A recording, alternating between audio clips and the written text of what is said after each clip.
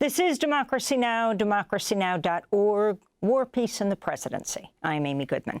The opening ceremony for the Summer Olympics is happening today in Paris. We begin our coverage with Lebanese photojournalist Christina Assi of Agence France-Presse. She carried the Olympic torch in Paris Sunday to honor journalists wounded or killed on the job. She lost her leg in the same Israeli attack on southern Lebanon that killed Reuters videographer Issam Abdallah. Christina Assi spoke Sunday. Of course, this is all for my best friend, Issam Abdallah, and all the other journalists who we have lost this year. This is all for them, and to pay tribute and to honor them, to honor their memory. And I will keep Issam's memory alive in everything I do. It's all for him. It was October 13th last year when an Israeli tank strike killed Reuters journalist Issam Abdallah while he was reporting in southern Lebanon with 6 other journalists. A video produced by Amnesty International shows how human rights investigators determined Abdallah was killed by an Israeli tank shell. In many cases when we work on conflicts, the weapon can directly lead us to perpetrators. This is the key piece of evidence. My colleague, who is our weapons analyst, knew immediately what this weapon is. It was a 120mm tank round, and that confirmed that it was the Israeli military that fired on the journalists, because Hezbollah and the armed groups in South Lebanon don't use those kinds of weapons.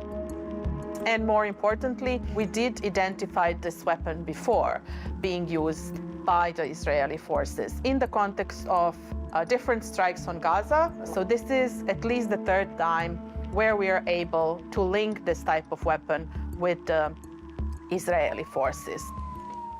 For more, we're joined now back in Beirut, Lebanon, by Christina Assi, one of the journalists who survived this attack. She had to have her leg amputated. She carried the Olympic torch in Paris Sunday to honor journalists wounded or killed on the job. The Committee to Protect Journalists reports since October 7th, at least 108 journalists have been killed, the majority Palestinian, targeted by Israeli strikes on the Gaza Strip. Christina Assi, welcome to Democracy Now! I'm so sorry about what happened to you, and also, in your case, the Lebanese photojournalist Issam Abdallah. We did a story on him after he was killed. Can you describe what happened on October 13th? He had, just set up the video in your position in southern Lebanon so that people around the world, particularly journalists observing this video, saw when you were all attacked. Thank you for having me. On October 13, we were doing our job. We were a group of journalists from different agencies and channels. We heard there is a bombardment in a village nearby, so we all moved there, and we chose an exposed area specifically just so that we don't look suspicious. And there was a drone monitoring us the entire time. So we were there for around 50 minutes, 40 to 50 minutes. And then out of nowhere, we were attacked the first time. And I immediately fell to the floor, to the ground, and I couldn't feel my legs. So I started screaming to my colleague, Dylan Collins, to help me.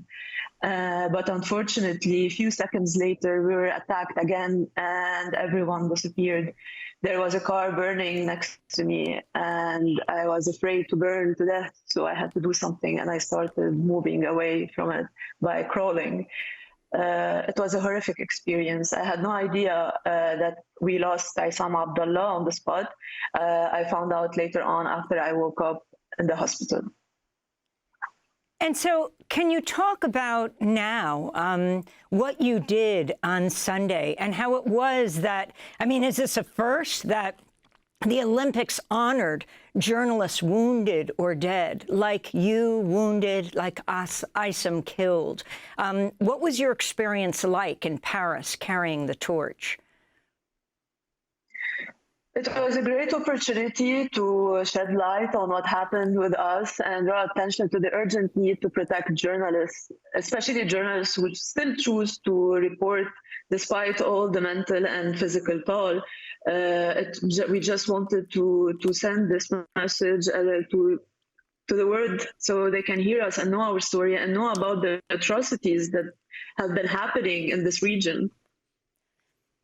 And after you were struck by the Israeli tank missile and Issam killed, talk about how you made it to a hospital and your long road to recovery. And finally, what Israel has said to you. Have they accepted responsibility?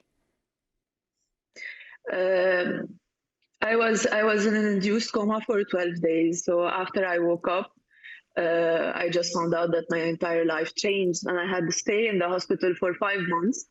It's been 9 months and I'm still doing surgeries. I still can't walk, and I still need around a year to be able to stand and walk again and do my duty and my mission. Regarding Israel, no, they did not take responsibility. They apologized and said that this is a war zone and it's a mistake, and they don't take responsibility for what happened. However, all investigations and the military experts proved that it was a targeted attack. We were targeted twice, and then there was a machine gun as well. So I'm not sure how it could have been a mistake. And what about Agence France-Presse, AFP, your French news agency that you work for? What have they demanded? I mean, there is an investigation going on, and they've been collaborating with Amnesty, Human Rights, and all the other organizations that are trying to get us justice. However, we all know that when it comes to Israel, justice is far-fetched. So I hope all this effort, the collective effort that they've been working on, will actually reach something. And let me ask you, in March, the UN investigation accused Israel of breaking international law over the killing of Issam Abdallah of Reuters. And you have his family just this past week filing, setting out the basis upon which there are strong grounds to conclude that Issam's killing constitutes a war crime and raises grave concerns regarding evidence of a long-running practice of the targeting of journalists. Yes, the family of Issam Abdallah have been also working to get justice for his killing. It is a war crime. Everything proves, like, again, all the investigations, the collective investigations that have been done by different organizations prove that it was a targeted attack. As a result, it's a war crime, because under international law and the Geneva Convention, journalists must be protected.